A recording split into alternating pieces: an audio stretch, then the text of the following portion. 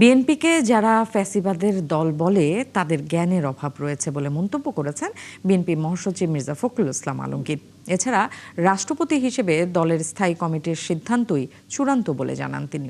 সকালে রংপুরের টার্মিনাল এলাকায় বাংলাদেশ পল্লী উন্নয়ন বোর্ড BRDBর বিভাগীয় কার্যালয় উদ্বোধন শেষে মির্জা ফখরুল এসব কথা বলেন। শাহিন আলমের ছবিতে শাহ বায়েজিদ আহমেদের প্রতিবেদন।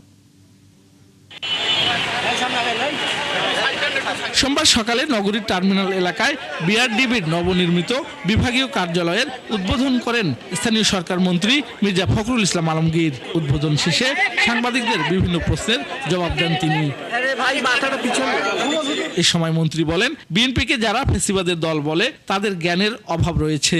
জামাতে ইসলামীর আমিরকে দলের গঠনতন্ত্র পরে দেখার আহ্বান জানিয়ে তিনি প্রশ্ন তোলেন, জামাত আদৌ গণতান্ত্রিক দল কিনা। বিএনপিকে যারা ফ্যাসিবাদ বলেন তাদের হয় জ্ঞানের অভাব আছে অথবা তাদের মাইন্ডসেটটা এভাবে তৈরি হয়েছে। বিএনপি তো একটা গণতান্ত্রিক রাজনৈতিক দল, আর জামাতে ইসলামের আমির সাহেব বলেছেন উনি ওনার গণতন্ত্রটা ভালো করে পড়বেন, তাহলে কি ব্যবস্থা হবে সে দেখা যাবে। ওনারা গণতান্ত্রিক দল কিনা এটা ওনারাই নিজেরা বিবেচনা করবেন।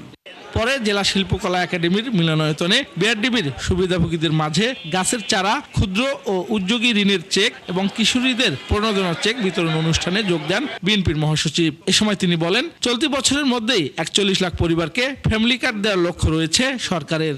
রাজশাহী ও রংপুর বিভাগকে কৃষিভিত্তিক অর্থনীতির কেন্দ্র হিসেবে গড়ে তোলার পরিকল্পনার কথাও জানান তিনি।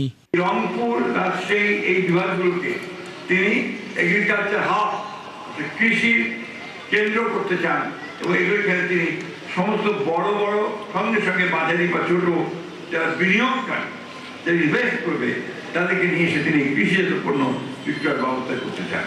এ সময় নতুন রাষ্ট্রপতি নির্বাচন, স্থানীয় সরকার নির্বাচন ও প্রার্থীদের যোগ্যতা নির্ধারণের বিষয়ে মির্জা ফখরুল ইসলাম বলেন, নির্বাচন কমিশন ও দলের স্থায়ী কমিটির সিদ্ধান্ত চূড়ান্ত। শাহ বায়েজিদ আহমেদ, ৭১, রংপুর।